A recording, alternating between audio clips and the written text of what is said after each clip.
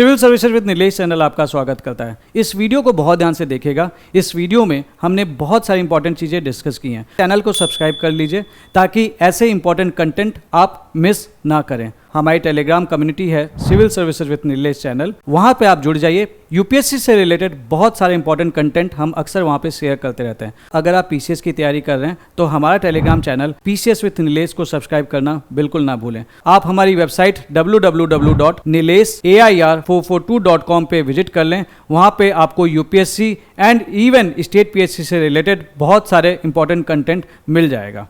Hello students, civil services with Nilesh में आपका स्वागत है। आज हम हमारी जो वन लाइनर की सीरीज़ चल रही है उसको कंटिन्यू करते हुए चैप्टर 6 का यूनियन एंड इट्स टेरिटरीज जो चैप्टर है उसे शुरू करेंगे। ठीक है। So according to the article 1 of Indian constitution, India is the union of states. तो भारत जो है राज्यों का संघ है, ऐसा आर्टिकल 1 कहता है। अब हम इसको थोड़ा सा समझते हैं कि यूनियन ऑफ स्टेट क्यों कहा गया है और इसमें फेडरेशन ऑफ स्टेट्स क्यों नहीं कहा गया। ठीक है। तो फेडरेशन ऑफ स्टेट ना कहने के पीछे के कुछ कारण हैं। तो पहला कारण यह है कि इंडिया जो है वो किस कॉन्सेप्ट पे है, होल्डिंग टुगेदर के कॉन्सेप्ट पर है, होल्डिंग टुगेदर। दूसरी चीज क्या होती है, वो होती है कमिंग टुगेदर। तो कमिंग टुगेदर के कॉन्सेप्ट पे कौन है, यूएसए। और भारत किस कॉन्सेप्ट पर है, इंडिया, होल्डिंग टुगेदर। तो होल्डिंग टुगेदर का मतलब क्या है, पहले देश बना, उसके बाद में स्टेट्स बने, मतलब पहले कंट्री देन स्टेट्स।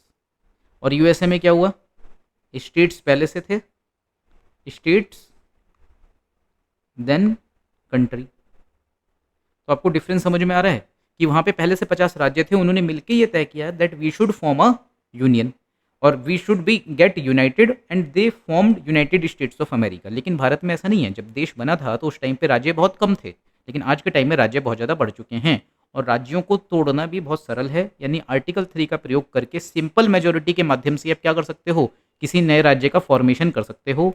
इसी वजह से हम क्या कह रहे हैं कि जो इंडिया है वो यूनियन ऑफ स्टेट है। ठीक है। तो Indian parliament has the power to create a new state under following constitutional provisions. Article 3 के तहत होता है वो। और इसमें कौन सी मेजोरिटी चाहिए होती है, सिंपल मेजोरिटी। ठीक है। अब इसको अगर हम कंपेयर करें किससे, बाकी चीजों से जिनमें हमें स्पेशल मेजोरिटी चाहिए होती है, तो जब स्पेशल मेजोरिटी चाहिए होती है तो हम क्या कहते हैं, वो कॉन्स्टिट्यूशन में अमेंडमेंट है आर्टिकल 368 के तहत। लेकिन जब आप सिंपल मेजोरिटी से कोई अमेंडमेंट करते हो कॉन्स्टिट्यूशन में भी, तब हम क्या कहेंगे, it is not an amendment under article 368। ये जो क्वेश्चन है आपको आगे मिलेगा भी देखने को, हम देखेंगे उसको। The power to carve out a new state is vested in the parliament. कोई सोचे कि क्या ये शक्तियां राज्य सरकार के पास में, बिल्कुल भी नहीं। यह केंद्र सरकार के पास में शक्ति है। इसलिए हम क्या कहते हैं, इंडिया में क्या है, फेडरेशन है India but with the unitary bias. ठीक है। With reference to the federal system in India, states have no right to secede from the union under the constitution of India. Bharat के संविधान के तहत राज्यों को संघ से अलग होने का कोई अधिकार नहीं है। ठीक है। ये बात बहुत इंपॉर्टेंट है, आपको याद रखनी है। कोई राज्य सिसीड नहीं कर सकता देश से। फिर बात आती है कि बिहार जो है ये कब बना था एज इंडियन स्टेट, 22 मार्च 1912 को। ठीक है। इसको आपको याद कर लेना है, फैक्चुअल क्वेश्चन है ये। फिर the commission for the reorganisation of states on the basis of language was established in 1953। एक आयोग बनाया गया था राज्यों के पुनर्गठन के लिए भाषा के आधार पे 1953 में। अच्छा, ये क्यों किया गया था, क्योंकि श्री रामुलु पोट्टी, नाम क्या है,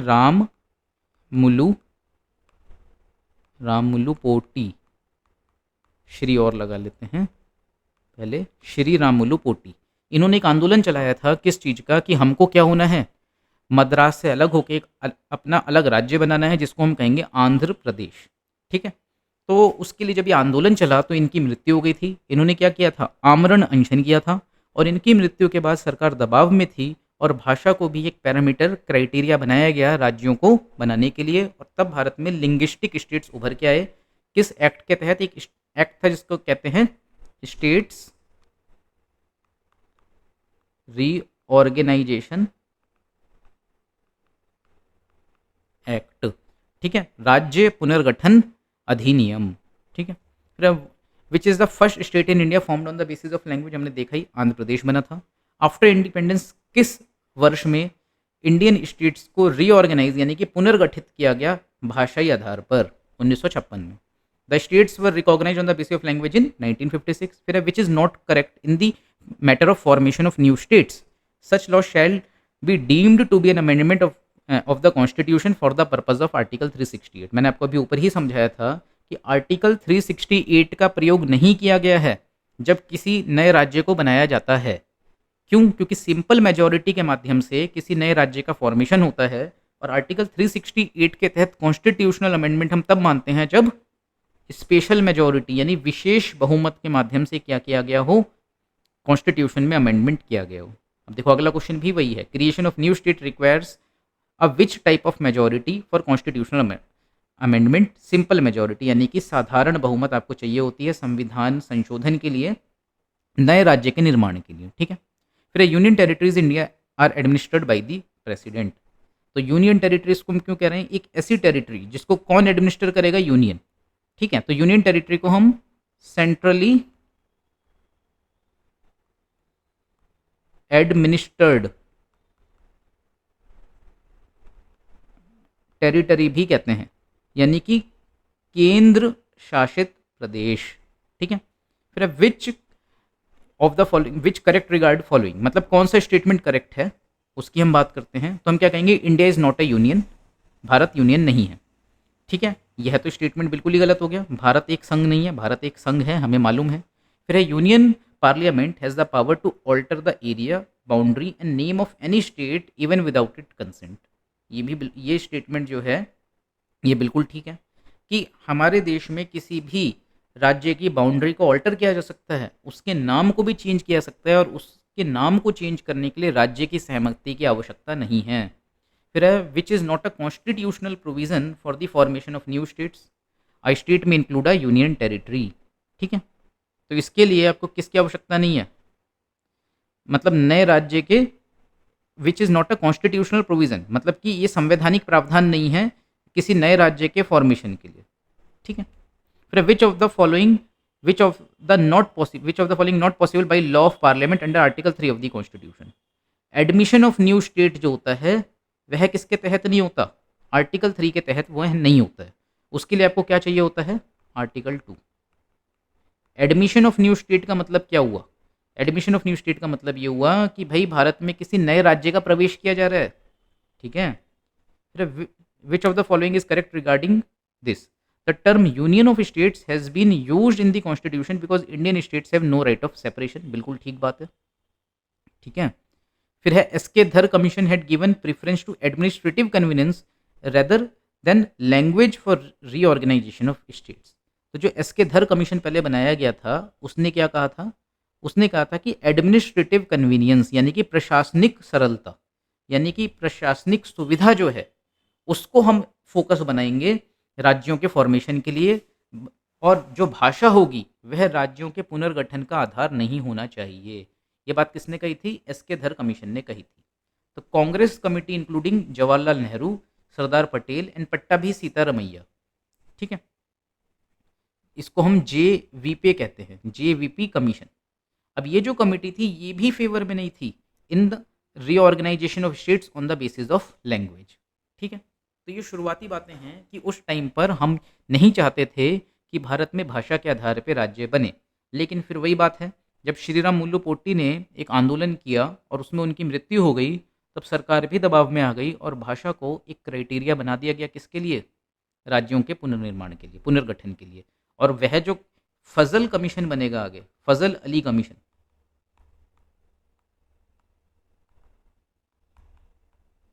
ठीक है, तो वो भी ये कह देगा कि भाषा भी एक आधार हो सकता है। ठीक है। फिर है पावर टू इंक्लूड और admit any state into union of India is given to parliament. बिल्कुल सही बात है। If a new state is to be formed which schedule of the constitution will need to be amended. अगर हमें नया राज्य बनाना है कोई, तो उसके लिए जो फर्स्ट शेड्यूल है उसमें अमेंडमेंट होगा। कितनी यूनियन टेरिटरीज हैं भारत में? 8 हैं। How many states and UTs did the state reorganisation commission create in 1956? 14 states and 6 UTs. फिर the capital of which state has not been renamed after the attainment of freedom? Andhra Pradesh. Simple. एक separate Vananchal state carved out of Bihar can be made possible by? अब अगर मान लेते हैं हम कि बिहार है, बिहार से एक नया राज्य बनाना है, इसका नाम है वनांचल, वनांचल।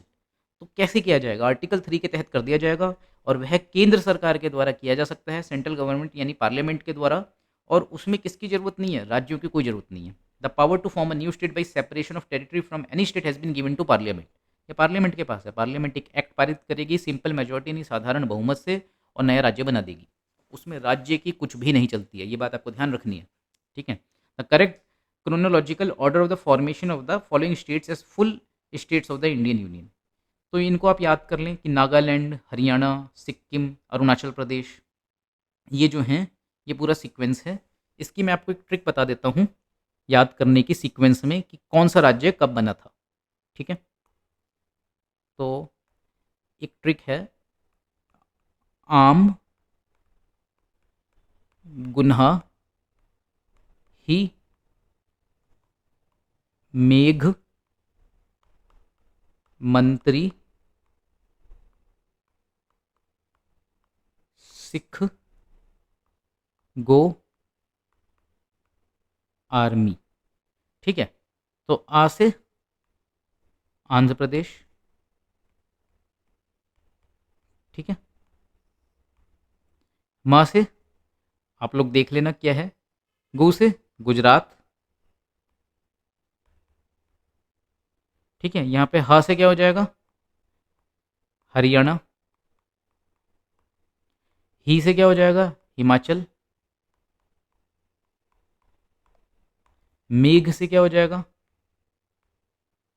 मेघालय। ठीक है। यहाँ पे त्रि से क्या हो जाएगा? त्रिपुरा। यहाँ पे म से क्या हो जाएगा आपको देखना है। यहाँ पे म से क्या होगा ये भी आपको देखना है। फिर है सिख गो आर्मी, सिख से क्या हो जाएगा? सिक्किम। ठीक है। गो से क्या हो जाएगा? गोवा। ए आर से क्या हो जाएगा? अरुणाचल प्रदेश। और मी से क्या हो जाएगा? Most probably Mizoram. ठीक है। तो इस तरीके से ये जो ट्रिक है, आम गुनाही मेघ मंत्री सिख गो आर्मी, इससे आप बहुत इजीली एक पूरी क्रोनोलॉजी याद कर सकते हो कि किस समय पे कौन सा राज्य जो है वो बना है। ठीक है। तो आप लोग इसको नोट कर चुके होंगे तो मैं मिटा देता हूँ, वरना आप इसको पॉज करके भी नोट कर सकते हो। ठीक है। अब हम आगे बढ़ते हैं। इस तरीके के जितने भी क्वेश्चंस हैं, इस ट्रिक से, इस निमोनिक से आप बहुत ईजिली सॉल्व कर लोगे। ठीक है। फिर which one of the following is the correct chronological order of the formation of the following Indian states. लगाते हैं इसमें हम आम गुनाही मेघ मंत्री सिख गो आर्मी। तो सिख गो आर्मी। अब सिख गो आर्मी की जब हम बात करते हैं तो हमको समझ में आ रहा है कि सिक्किम पहले आएगा, अरुणाचल प्रदेश बाद में आएगा, है ना। और छत्तीसगढ़, झारखंड ये जो हैं उस ट्रिक में नहीं थे, क्योंकि 2003 में कुछ राज्य बनाए गए थे जो बिल्कुल ही लेटेस्ट हैं और मोस्टली सबको याद ही रहते हैं। जैसे कि छत्तीसगढ़ बनाया गया था एमपी से अलग करके, और झारखंड बनाया गया था बिहार से अलग करके। ठीक है। तो इसके लिए ऐसा कोई ट्रिक नहीं है। इन द सिमिलर वे जो तेलंगाना राज्य है, जो सबसे नया राज्य बना था आंध्र प्रदेश से अलग करके, उसके लिए तो ये जो तेलंगाना है इसके लिए भी कोई ट्रिक नहीं है। तो आम गुनाह ही मेघ मंत्री सिख गो आर्मी, उसमें आपको वो ट्रिक नहीं मिलेगी। तो सिक्किम, अरुणाचल प्रदेश ये आप इजीली याद कर सकते हो उस ट्रिक से। छत्तीसगढ़ और झारखंड आपको खुद याद करना पड़ेगा, जिसमें दोनों 2003 में ही बने थे, लेकिन छत्तीसगढ़ पहले बना है, झारखंड बाद में बना है। वो आप ऐसे भी याद कर सकते हो, सी पहले आता है, जे बाद में आता है। ठीक है। फिर हम और क्वेश्चंस को देखते हैं। मोस्ट ऑफ द क्वेश्चंस इसी तरीके के हैं जो ट्रिक से हो जाएंगे। The states were created after 1960 and ascending chronological order of the formation is Nagaland, Haryana, Meghalaya, Sikkim. इसमें भी हम लगा सकते हैं आम गुनाह ही। ठीक है। तो अगर हम बात करें तो गुजरात हो गया, ना से नागालैंड हो गया, हा से हरियाणा हो गया। तो इस ट्रिक में जो आम गुनाह ही है उसी में ना से नागालैंड निकल के आ गया, ही हा से हरियाणा निकल के आ गया। तो हमको पता चल गया नागालैंड पहले बना है, हरियाणा उसके बाद बना है। ही से हिमाचल है, आम गुनाही मेघ मंत्री, तो मेघ मंत्री। फिर क्या? सिख गो आर्मी, तो सिख से सिक्किम, और मेघ से मेघालय। तो मेघालय पहले, तो जो हमारी ट्रिक है उससे ये चारों ही निकल के आ गए, नागालैंड, हरियाणा, मेघालय और सिक्किम। फिर the correct chronological order in which states were created in India, फिर से वही क्वेश्चन है, उसी ट्रिक से आप कर लेंगे। फिर ये वाला क्वेश्चन भी वही है और ये वाला क्वेश्चन भी वही है, ठीक है। फिर हम आगे बढ़ते हैं। अब इसमें इन्होंने कुछ डेट्स दे रखी हैं कि भाई कौन सा राज्य कब बना है। तो नागालैंड जो है जनरली लोगों को पता होता है 1963 में बना था, ठीक है। तो इसको हम ऐसे भी याद कर सकते हैं कि जस्ट 1962 में इंडो चाइना वॉर हुई और उसके बाद में नागालैंड बन गया। फिर सिक्किम 1975 में बना था, तो ये भी हमको आइडिया होता है कि कब बना था, किसके टाइम पे बना था, इंदिरा गांधी के टाइम पे बना था, तो 1975 में है, ठीक है। झारखंड, छत्तीसगढ़, उत्तराखंड ये 2000 में बने थे, ठीक है, ये याद रखना है हमें। और उसमें छत्तीसगढ़ पहले बना था, झारखंड थोड़ा बाद में बना था। तेलंगाना 2014 में बना है, ठीक है, ये भी हमें मालूम है। फिर the correct sequence of the formation of the states in the descending order is Haryana, Maharashtra, Rajasthan. ये भी हम आम गुनाही मेघ मंत्री सिख गो आर्मी ट्रिक से इजीली याद कर सकते हैं, ठीक है। फिर उल्फा क्या है, यह एक एक्सट्रीमिस्ट हैं रिलेटेड टू विच स्टेट, ठीक है, आसाम है। इसकी फुल फॉर्म होती है United Liberation Front of Assam, नोट कर लो, United Liberation Front of Assam, ठीक है। तो ये आसाम को भारत से अलग करने की बात करते हैं। उल्फा ये एक उग्रवादी संगठन है। फिर पीपल्स वॉर ग्रुप, ये एक टेररिस्ट ऑर्गेनाइजेशन कहाँ की है, आंध्र प्रदेश की है, ठीक है। फिर the Kaveri river water dispute is among which of the following states, तो किन किन राज्यों में है। अगर हम बात करें तो ये जो डिस्प्यूट है बेसिकली कर्नाटका और तमिलनाडु में हमको देखने को मिलता है। अब क्योंकि तमिलनाडु में पुडुचेरी भी पड़ जाता है, तो इसलिए हम उसको भी कंसिडर कर सकते हैं, ठीक है। चैप्टर 7 जो सिटीजनशिप है उसको डिस्कस करेंगे, ठीक है। तो जब हम बात करते हैं सिटीजनशिप की, the citizenship provided by the constitution of India is, तो भारत में हमको सिंगल सिटीजनशिप यानी कि एकल नागरिकता देखने को मिलती है, ठीक है। हमने देखा भी है कि अक्षय कुमार जब उन्होंने क्या किया था, कहाँ की कनाडा की नागरिकता ले ली थी, तो उनकी भारत की नागरिकता खुद ही क्या हो गई थी, टर्मिनेट हो गई, ठीक है। क्यों, क्योंकि भारत में एकल नागरिकता की व्यवस्था है, दोहरी नागरिकता यानी डुअल सिटीजनशिप भारत में नहीं है। फिर which articles of Indian constitution related to citizenship, article number 5 से 11 ये हमको याद रखना है। और उसमें भी जो आर्टिकल 11 है वो क्या कहता है कि पार्लियामेंट एम्पावर्ड है कि वो कानून बना के ये तय कर सकती है कि किस व्यक्ति को भारत की नागरिकता मिलेगी और किसको नहीं मिलेगी, ठीक है। फिर how many years does a person of Indian origin need to reside in India to become a citizen of India under the citizenship act of 1955, 7 साल, यानी कि 7 वर्ष तक कोई व्यक्ति यदि भारत में रह लेता है और वो इंडियन ओरिजिन का व्यक्ति था, तब उसको भारत की नागरिकता मिल जाएगी। तो Indian citizenship can not be obtained by depositing money in Indian banks, मतलब ऐसा नहीं है कि आपने भारत के बैंकों में धनराशि जमा करवाई और अब भारत के नागरिक बन गए, इस तरीके का प्रावधान भारत में नहीं है, ठीक है। Who is not eligible for registering as overseas citizen of India card holder under the citizenship amendment act 2015, Indian who migrated to Pakistan after partition. बहुत सिंपल है कि वह भारतीय जो विभाजन के बाद पाकिस्तान चला गया था उसको ये एलिजिबिलिटी नहीं होगी, ठीक है। फिर a citizen of India will lose his or her citizenship if he or she renounces Indian citizenship or voluntarily acquires the citizenship of another country. यदि कोई व्यक्ति भारत की नागरिकता त्याग देता है, रिनाउंस कर देता है, तो क्या होगा, उसकी भारत की नागरिकता चली जाएगी, या उसने वॉलंटरली अपनी खुशी से स्वेच्छा से उसने क्या किया, किसी दूसरे देश की नागरिकता ले ली, जैसे कि अक्षय कुमार, ठीक है, ऐसा हुआ था। फिर which country accepted the policy of dual citizenship, USA है, यूएसए में दोहरी नागरिकता की नीति को स्वीकार किया गया है। Who is competent to prescribe conditions for acquisition of citizenship, parliament जो है वह शर्तें तय करेगी किसके लिए, नागरिकता प्राप्त करने के लिए। फिर when was the citizenship bill 2019 passed by parliament, 11 दिसंबर 2019 को जो सिटीजनशिप अमेंडमेंट बिल है उसको 2019 में पास किया गया, ठीक है। What is the purpose of citizenship act of 2019, इसका उद्देश्य क्या था, to grant citizenship to persecuted minority groups of Afghanistan, Pakistan and Bangladesh. तो अफगानिस्तान में, बांग्लादेश में और पाकिस्तान के जो उत्पीड़ित अल्पसंख्यक समूह हैं उनको भारत की नागरिकता प्रदान करना। उनको भी नागरिकता तुरंत नहीं मिल जाती है। उन लोगों को नागरिकता जो मिलती है वो किसके माध्यम से मिलेगी बताओ? एक तो प्रोसेस होता है नेचुरलाइजेशन का, थोड़ा सा कॉन्सेप्ट है, इसको हम समझ लेते हैं। और एक प्रोसेस होता है रजिस्ट्रेशन का।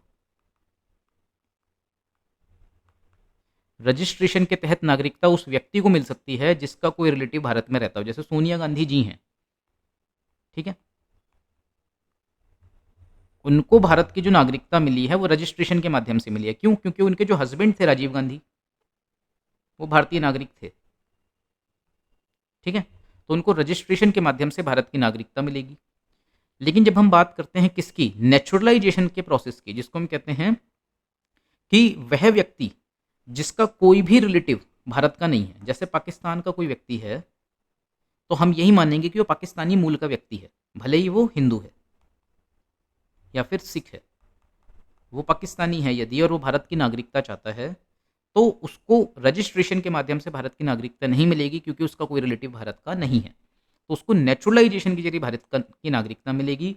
और नेचुरलाइजेशन के जरिए भारत की नागरिकता मिलने का जो प्रोसेस है वो ये कहता है कि आपको 12 साल ऑब्लिक 14 साल कहाँ रहना होगा, भारत में रहना होगा। एनी लैंग्वेज ऑफ इंडिया, जो किस में मेंशन्ड है, 8th शेड्यूल में मेंशन है, वो आपको आनी चाहिए। और आप इतने साल भारत में रह लोगे तो भारत के नागरिक बन सकते हो, ठीक है। तो ये जो सिटीजनशिप अमेंडमेंट एक्ट है उसमें क्या किया गया, नॉन मुस्लिम्स के लिए, जो माइनॉरिटीज़ हैं इन देशों में, उनके लिए इस प्रावधान को 12 साल से घटा के कितना कर दिया गया, 6 वर्ष कर दिया गया। यदि कोई व्यक्ति 6 वर्ष तक भारत में रह लेता है, कहाँ का, अफगानिस्तान का, बांग्लादेश का और पाकिस्तान का, ठीक है, और उसको 8th शेड्यूल में मेंशन कोई भाषा आती है तो उसको भारत का नागरिक मान लिया जाएगा। और ये शुरू कब से हुआ था, 2014 से, और 2020 में उनको नागरिकता मिल जाएगी, ठीक है। तो ये नियम था। वैसे उनको नागरिकता कब मिलती, 12 साल बाद, यानी कि 2026 में मिलती, जो पुराना नियम था। तो ये एक रिलैक्सेशन था बेसिकली सिटीजनशिप अमेंडमेंट एक्ट के माध्यम से उन लोगों के लिए जिनका परसिक्यूशन हो रहा है, कहाँ पे, अफगानिस्तान में, बांग्लादेश में और पाकिस्तान में, ठीक है। तो यानी कि अगर हम मान लें, थोड़ा सा और इसको समझने की कोशिश करें, तो कोई मुस्लिम है, ठीक है, वो भी इंडिया में आया है 2014 में। अब क्योंकि ये वहाँ पे मेजॉरिटी कंट्री में है, मेजॉरिटी कम्युनिटी का व्यक्ति है, तो इसको सरकार क्या मानेगी कि यह परसिक्यूटेड वहाँ नहीं है। और इसी समय पे एक हिंदू भी आया इंडिया 2014 में। तो मुस्लिम को नागरिकता कब मिलेगी, 2026 में, और हिंदू को नागरिकता कब मिलेगी, 2020 में। तो इतना अंतर है इसमें। अब हम मान लेते हैं कि कोई व्यक्ति 2026 में भारत में आया है पाकिस्तान से, एक मुस्लिम आया है और एक हिंदू आया है। अब ये दोनों ही आए हैं, तो ये नेचुरलाइजेशन के प्रोसेस के जरिए यदि इंडिया में नागरिकता लेना चाहेंगे तो दोनों को ही कब मिलेगी, 2038 में मिलेगी। अब ये नियम लागू नहीं होता कि हिंदू को नागरिकता 2032 में मिल जाए और मुस्लिम को नागरिकता 2038 में मिले। अब दोनों को ही 2038 में, 2038 में मिलेगी। तो हमने क्या देखा, हमने ये देखा कि ये एक रिलैक्सेशन था सिटीजनशिप अमेंडमेंट एक्ट में, वो भी नेचुरलाइजेशन की प्रक्रिया में, ठीक है, सिंपल। आई होप आपको ये चीज़ क्लियर हुई होगी, क्योंकि मोस्ट ऑफ द टाइम्स हमको पता ही नहीं रहता है कि नेचुरलाइजेशन और रजिस्ट्रेशन का प्रोसेस क्या है, ठीक है। तो इस तरीके से हमारा जो चैप्टर नंबर 7 है वो भी कंप्लीट हो गया है। आपको कोई भी डाउट हो तो आप लोग कमेंट बॉक्स में लिख के पूछ सकते हैं।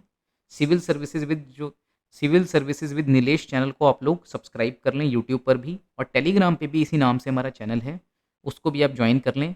उस पर इम्पॉर्टेंट अपडेट्स आते रहते हैं, ठीक है।